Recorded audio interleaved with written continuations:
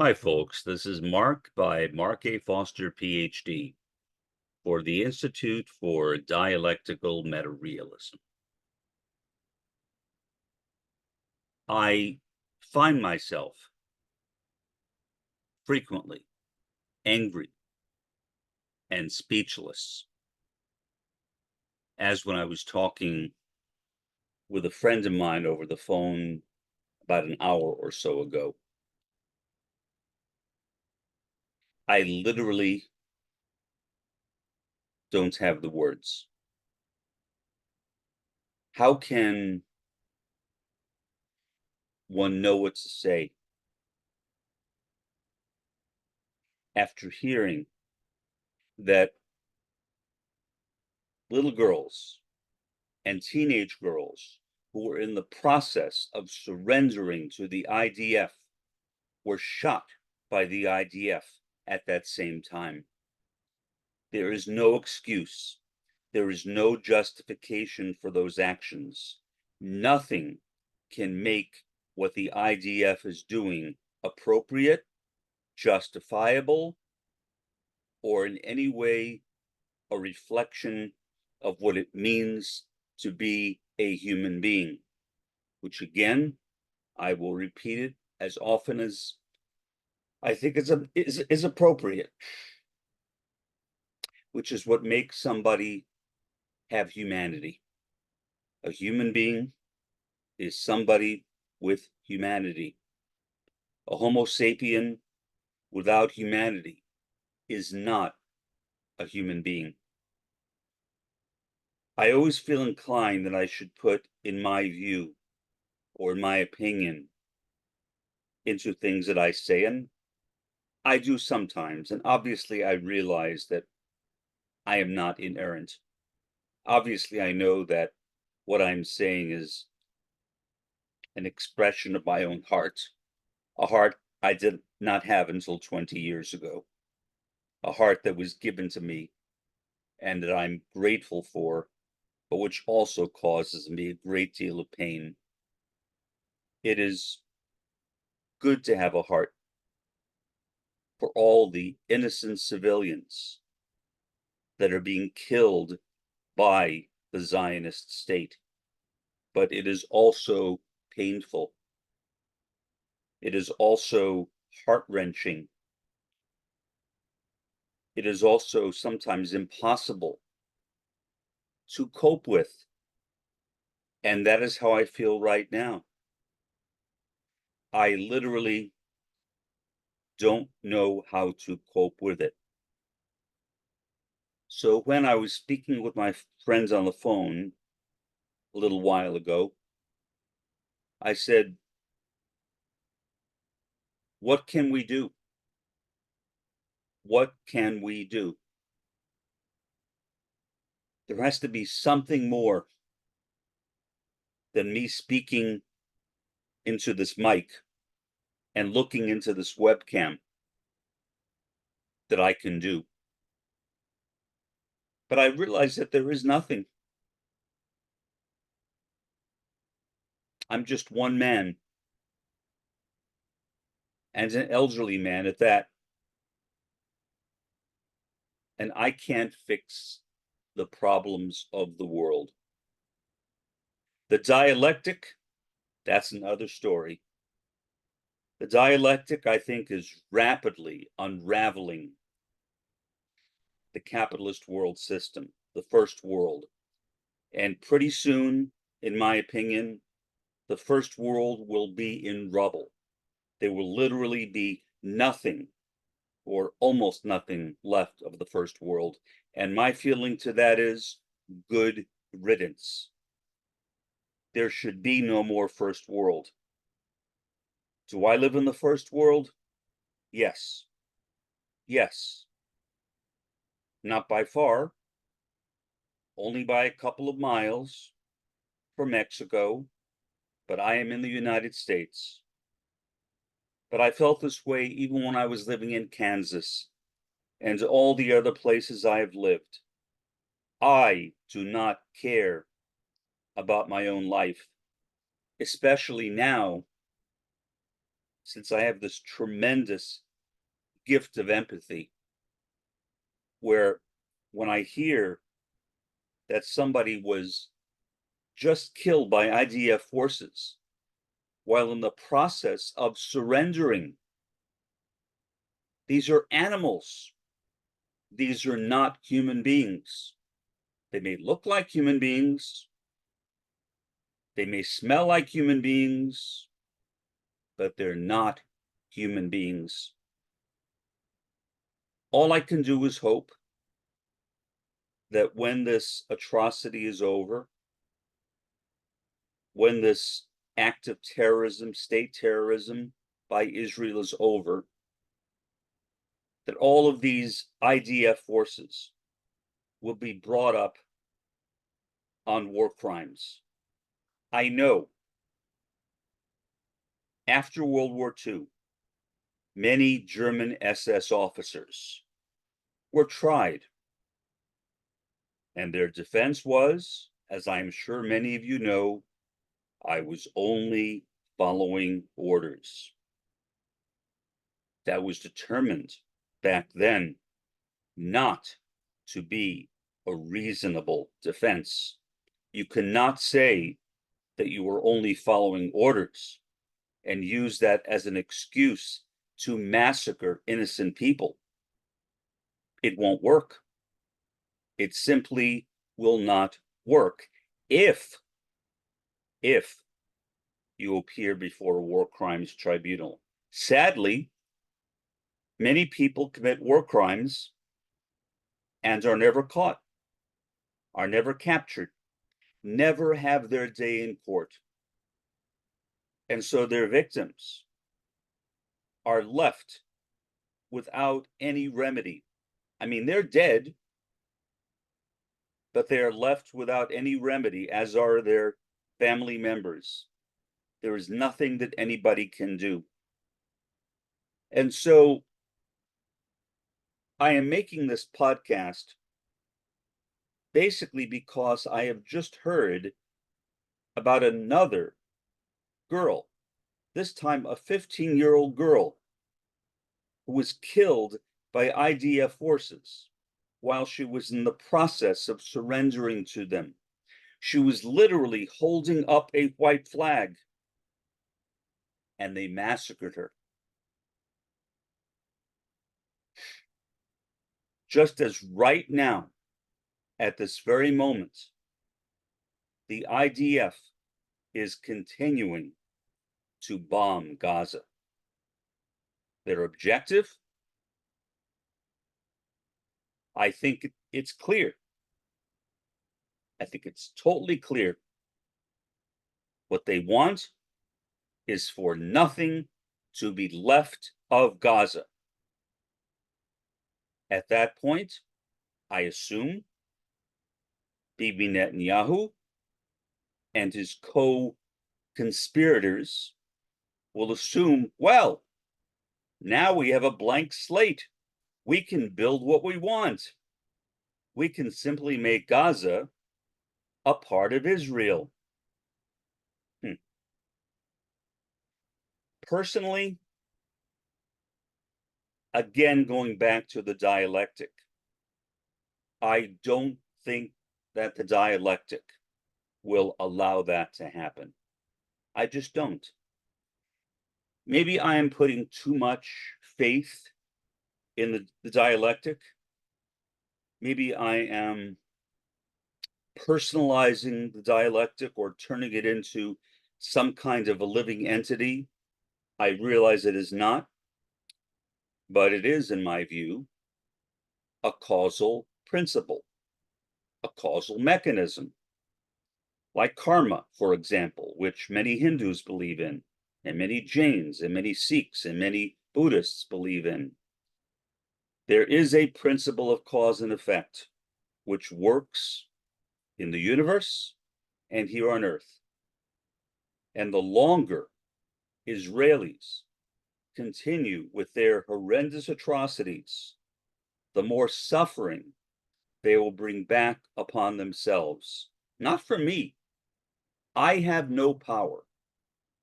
I can't do anything. I can't punish these people. I can't make them suffer. Honestly, nor would I want to. Because what that would mean is that I would be responsible for my actions. And so if I misjudged a situation and I falsely punished an innocent human being, that would come back to me. That's not what I want. So I believe that these issues should be handled not by lynch mobs.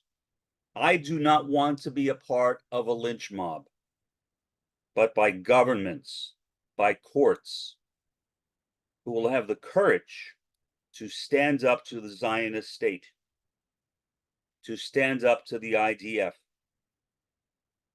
to stand up to the United States and its empire, NATO, and beyond, and take whatever actions are necessary to give justice to these victims of US and Israeli terrorism. Do I think that will happen? Honestly, yes, I do. I genuinely do. Because I think that the dialectic works in that way. The dialectic is a mechanism. It is not entirely in human hands. It is like the mechanism of gravity, for example. We cannot stop the fact that any object in a vacuum will fall at a constant speed of 32 feet per second squared. There is nothing that I, as an individual, can do to alter that causal mechanism. That is gravity. We can't see gravity. We see what it does.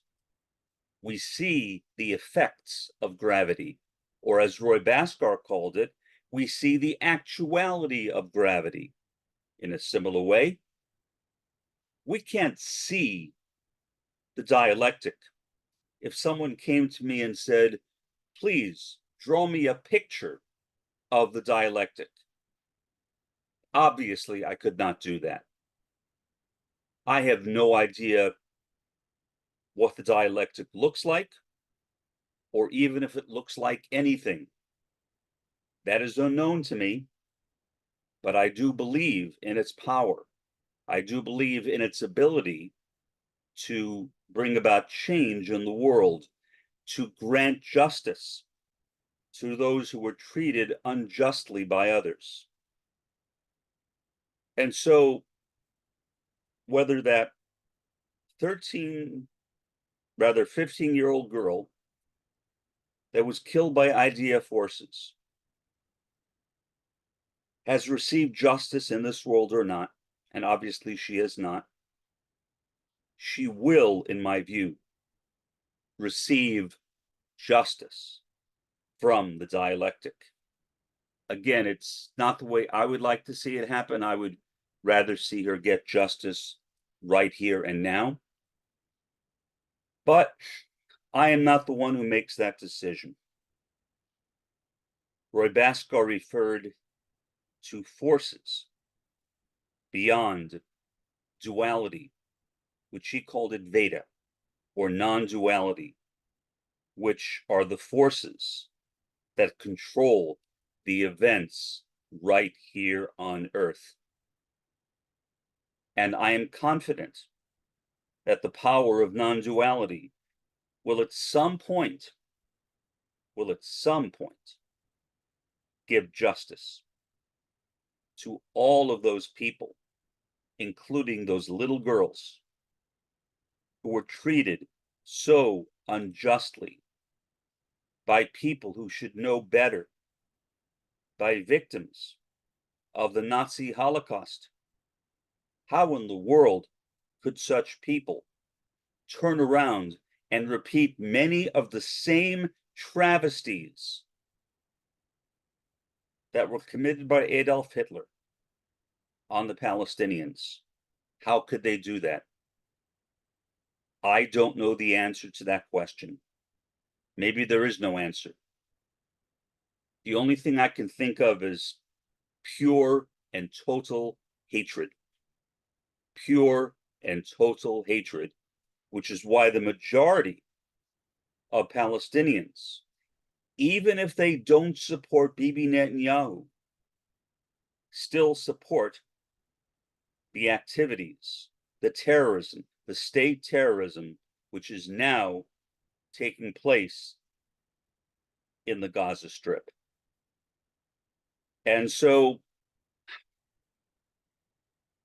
again, if there was more that I could do, I would try to do it. But I don't think that there is. I don't think that there is. I wish I could come up with a better answer, because I feel like a failure. I do. If I call myself a Maoist, third worldist, and I am looking at these tragedies taking place in the third world, shouldn't I be able to do something to protect those people? The only thing I can think of is I should, but I can't. I literally can't. And so I hope that the dialectic will not treat me too harshly, because I really do wish that there were something I could do. And I think about it all the time. And I talk about it with my friends, especially one friend who was very listening and compassionate. He asked me, in closing, whether I think that everyone should do what I am doing, namely making these podcasts devoted to conscientization.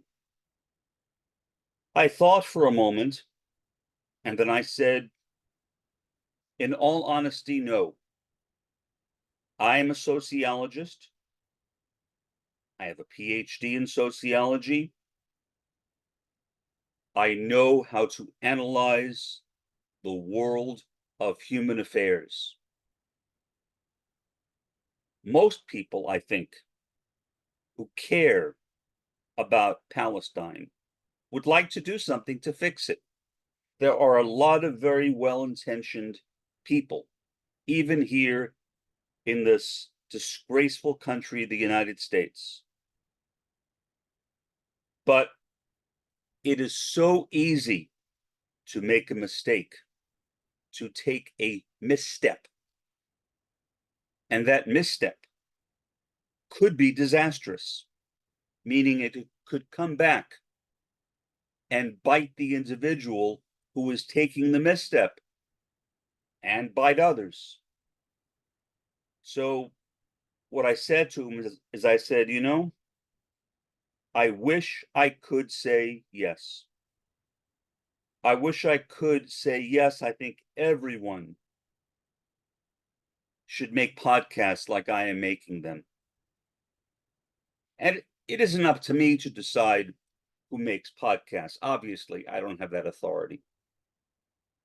But I try to be very careful with my words so I don't say the wrong thing. I feel like the only reason I can do that is because of my background in sociology. So I would be afraid of advising someone without academic training in, for example, the social sciences, to do something which might actually backfire. Because the last thing that we need right now is for human actors, however well-intentioned, to cause even more problems for the people that they are trying to help. For now, this is Mark by Mark A. Foster, Ph.D., for the Institute for Dialectical Meta-Realism. Have a pleasant day and an even better day tomorrow.